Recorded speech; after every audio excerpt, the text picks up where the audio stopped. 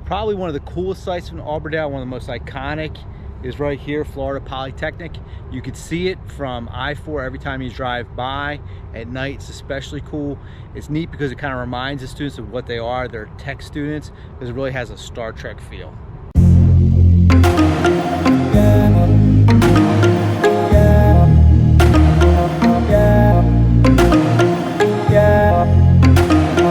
Yeah.